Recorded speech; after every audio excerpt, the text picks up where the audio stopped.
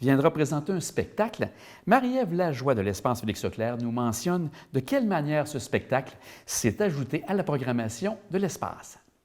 La gapette, c'est une sollicitation courriel, comme ça arrive souvent. On reçoit dans notre boîte à l'Espace des propositions d'artistes. J'ai accroché, puis je me suis dit, on va creuser ça pour voir qu'est-ce que ça peut donner. Puis finalement, la gapette, c'est un groupe français, c'est des Bretons, qui voulaient venir faire une tournée au Québec avec leur nouveau spectacle. Puis j'ai accepté. Ils vont être aussi au Moulin Marcoux à Pont-Rouge, je pense la veille ou la surveille. Ils ont quelques dates au Québec, ils sont très très contents. Puis nous autres aussi, on est super heureux de les accueillir. Ça faisait longtemps qu'on n'avait pas eu d'artistes aussi de la grande francophonie. Donc pour nous, c'est vraiment un moment très fun. Puis l'automne, moi, je le vise aussi beaucoup sur la découverte. Puis là, ça va vraiment être une belle découverte. Donc voilà. Et aussi, si je regarde par la suite, juste avant, donc le vendredi 29, il y aura les activités faites avec une soirée traditionnelle de danse traditionnelle. Ça va être organisé, entre autres, je crois que les gens de la MRC vont être à travers tout ça aussi pour préparer le tout. Absolument. Les Journées de la culture cette année, c'est très global, très orléanais, grâce à la MRC et aux rencontres Hydro-Québec. Donc, c'est un programme particulier qui permet de nous offrir en fait des activités pour les Journées de la culture. Donc, on va avoir une soirée de danse traditionnelle, ce qu'on n'a jamais fait à ma connaissance à l'Espace. Donc, le vendredi soir, c'est gratuit, c'est ouvert à tous. Aux débutants comme les initiés, je pense que tout le monde peut y trouver son compte. Puis le dimanche après-midi, il y a une randonnée chantée avec, encore là, initiés ou débutants. Je pense que le mot d'ordre, c'est d'être curieux. Je pense qu'entre autres, ces activités vont être celles qui sont en lien avec Hydro-Québec, les rencontres d'Hydro-Québec sont gratuites. Oui. Pour les autres, je pense qu'il y a des frais, entre autres, bien sûr, avec le groupe La Gapette. Oui, pour La Gapette, les billets sont en vente sur notre site web à 30 $, donc vous y rendre www.felixleclerc.com. Et ensuite, une conférence, je crois, le 30 septembre, avec Mireille Dubois, si j'ai bien compris. Oui! Une activité humoristique cette fois-ci. Il y aura des frais pour cela, mais est-ce que tu peux nous en parler un peu? Oui, la conférence humoristique avec Mireille, c'est vraiment une proposition charmante. Mireille est très gentille, puis je pense que c'est différent. L'idée à l'île d'Orléans propose quelque chose, une conférence qui est entre justement conférence et humour. Vieillir vaut mieux en rire. Je trouvais ça fort sympathique. Donc, les billets sont en vente auprès de Mireille, donc il faut la contacter directement. Si je ne me trompe pas, les ventes allaient très, très, très bien. Et qui est le mieux placé pour nous parler du groupe La Gapette que le chanteur du groupe, Rodo.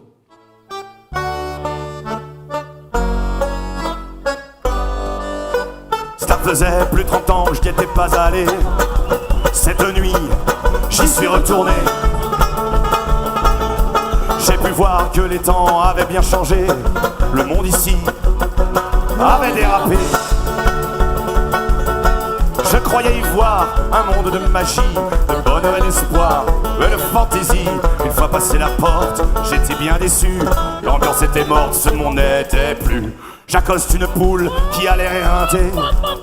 Elle me dit qu'il fait nuit 3 fois dans la journée. Elle était sur ce mur, elle picolait du vin pur. Picole ci, picole ça, paye ses verres et puis s'en va. Au bistrot, des comptines, il n'y a plus que des gueules cassées. Les 3-8 en usine les ont bousillés. Où sont donc les comptines d'antan que me chantait ma maman? Alors, la gapette, je ne sais pas encore si chez vous, les cousins, on appelle ça aussi une gapette, mais effectivement, ça signifie une casquette, en fait. Hein. Donc, on va pouvoir l'expliquer là-bas. Je ne sais pas, vous parlez aussi de gapette chez vous ou pas? Non? Pas vraiment, non. On parle Pas plus vraiment. de casquette que de gapette, c'est ça. Est-ce qu'il y a un autre sens à gapette aussi au niveau de votre groupe ou Oui, alors la gapette, ce qui nous plaisait bien, c'est que nous, on vient de Bretagne, plus précisément en France, et la gapette, c'est écrit avec un accent circonflexe. L'ancien mot, c'est la gaspette. Ça ressemblait un petit peu à la casquette, effectivement, ça serait une des origines. Et en fait, ça a été un petit peu oublié. Et dans les campagnes, c'est un mot qui est encore utilisé chez nous assez facilement en Bretagne, mais on s'aperçoit que ce mot existait partout sur le territoire français, en fait, il y a plusieurs siècles. Donc, en fait, ce qui nous plaisait bien avec cette histoire de gapette, c'est que dès la création du projet. On voulait que ça s'adresse aussi bien. C'est un couvre-chef en fait qui peut être à la fois élégant, qui peut être très populaire et qui peut être jeune. Nos petits anciens qui vont jouer un cheval au bistrot ont aussi une gapette. Bref, c'était assez universel et on trouvait ça assez intéressant. Et il s'est avéré qu'on s'est aperçu beaucoup plus tard qu'il y a eu une gazette en banlieue parisienne qui s'appelait La Gapette en hommage. C'était une gazette révolutionnaire en fait au début du siècle. Donc voilà, c'était aussi un signe un petit peu ouvrier et voilà fédérateur. Donc c'était parfait. Donc, maintenant, si on regarde pour mieux vous connaître, le groupe et vous-même également, au niveau du style musical, on peut s'attendre à quoi avec la Gapette? Alors la gapette, donc effectivement, c'est de la chanson française. Vous n'êtes pas sans savoir que chanson française, ça veut dire beaucoup de choses. Alors au tout début, on avait tendance à appeler ça la chanson musouche, une petite contraction entre le musette et le manouche. Même si aujourd'hui il y a beaucoup moins même si certains d'entre nous sommes passionnés par le jazz manouche, il y a beaucoup moins d'influence swing. Mais maintenant c'est vraiment chanson rock. Il y a quand même le côté musette qu'on garde puisque s'il devait y avoir un seul instrument, la pierre angulaire, c'est l'accordéon. Donc l'accordéon et des textes. Voilà. Et au niveau des thèmes, vous traitez de quel thème dans vos chansons? Alors, pendant les premières années de la Gapette, puisque ça fait maintenant un peu plus de 15 ans, on a commencé en trio, nous voilà 6 sur scène maintenant, et en fait, on s'est aperçu que le dénominateur commun, c'était qu'à chaque nouveauté, il y avait toujours un petit passage derrière un comptoir et donc on s'est aperçu que petit à petit, de fil en aiguille, j'avais énormément de choses à dire. Enfin, je suis celui qui écrit le plus de textes.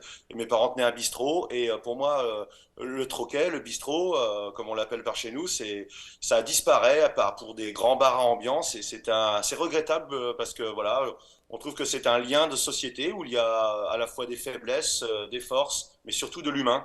Et donc, ça avait tellement pris de sens qu'aujourd'hui, on fait un tour.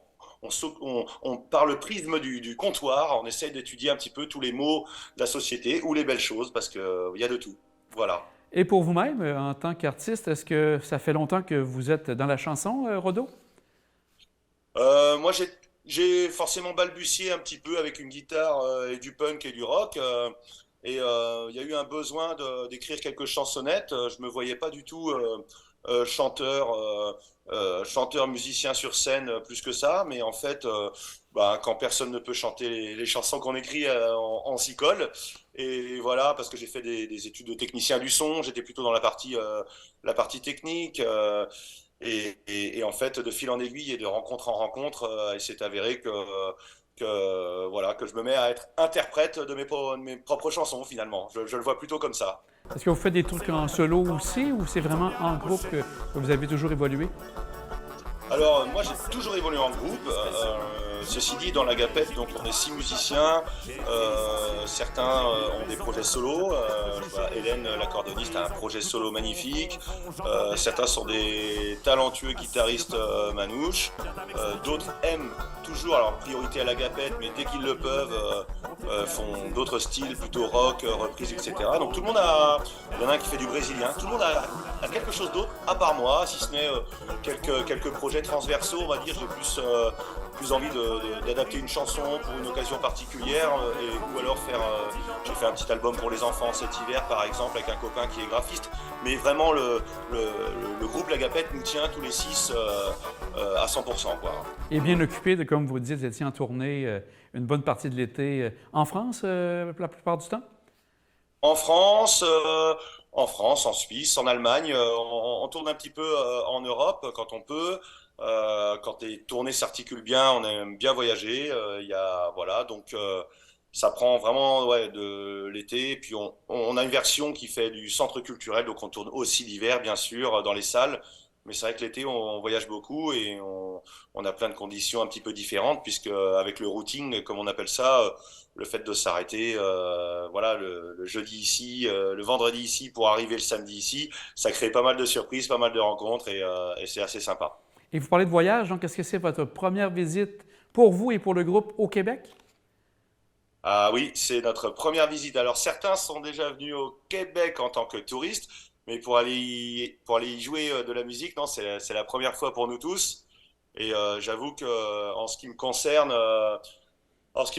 à l'époque, je ne pouvais même pas imaginer que ça m'arrive, mais c'était un peu l'Eldorado de la chanson française il y a 20 ans, il y avait une revue qui s'appelait Chorus, les cahiers de la chanson française, qui était vraiment un trimestriel sur la chanson française, qui parlait aussi bien d'Hubert Félix Thiéfaine qu'à l'époque, on va dire les jeunes Bogart, Thomas Fersen et j'en passe, où voilà, il y avait une tournée au Québec de prévue, et pour nous, c'était l'Eldorado.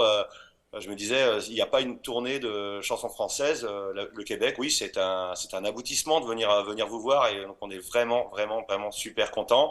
Et je m'efforce de repenser à ces années où je voyais ça impossible, inaccessible, et voilà, j'y pensais même pas une seule seconde finalement. Et donc, pour le 1er octobre, à quoi peuvent s'attendre les gens qui seront présents à l'espace Félix-Leclerc le 1er octobre? Ben, le 1er octobre, les conditions sont, parce qu'il y a un petit peu toutes sortes de dates. Là, on essaie de jouer le plus souvent possible pendant ces 12 jours. L'espace Félix Leclerc semble, parce que là, par contre, je suis allé bien regarder, semble réunir toutes les conditions pour que je puisse faire un joli spectacle. Donc, voilà, l'ambiance, comme j'ai l'habitude de le dire, le but, ce sera d'imaginer que vous soyez dans un bistrot, et c'est du bistrot, c'est du bistrot concert. Voilà, à table. Donc vous allez voir des paroles, il y a de la poésie parfois, par des histoires assez singulières, réelles ou imaginaires, comme j'aime dire. On aura du mal à dissocier le vrai du faux, ou ce qui est inspiré ou réellement vécu. Mais par contre, il y a un côté universel, en fait, avec cette histoire de comptoir qui nous semble assez intéressant, aussi bien pour parler des gens qui vont pas très bien, de ceux qui doivent faire attention, ou de ceux qui vont très bien, justement, et de cette société qui va très très vite, et qui en oublie peut-être, je ne sais pas quand est-ce qu'on boira un verre par USB, mais j'ai peur que ça arrive un jour. Bon, bien, on sera bien content de vous recevoir justement à l'île d'Orléans le 1er octobre. Un grand merci pour le moment que nous avez donné actuellement, et au plaisir de vous voir le 1er octobre avec votre groupe La Gapette et bien sûr vous, Rodo. Un grand merci. Très grand plaisir, à très bientôt. Merci à tous, à bientôt.